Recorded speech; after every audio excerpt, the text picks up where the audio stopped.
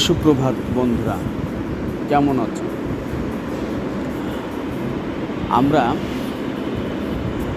খুব সহজে কিভাবে একটা মানুষ আঁকতে পারি তার একটা নমুনা আজকে দেখাবো। প্রথমে বৃত্ত দিয়েছি, তারপর চতুর্ভুজ, তারপর ত্রিভুজগুলো আমরা সাজিয়ে নিচ্ছি।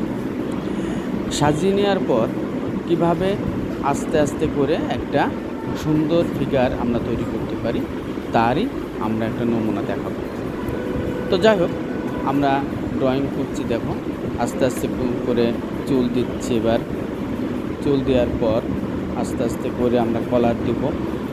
জামার কলারটা দেওয়ার পর অবশ্যই বোতামগুলো আমাদের দিতে হবে।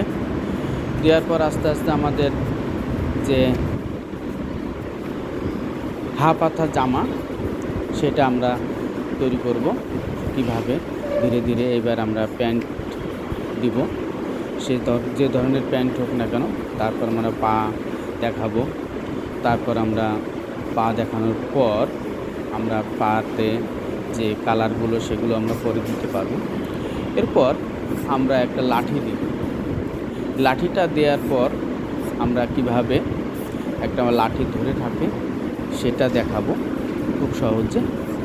এবার আমরা একটা পতাকা এঁকে দিলাম। পতাকা এঁকে দেওয়ার পর আমরা চোখ মুখ কীভাবে খুব দ্রুত করতে পারি, এইভাবে আমরা দ্রুত একটা চোখ মুখ করে দেখাবো। সবাই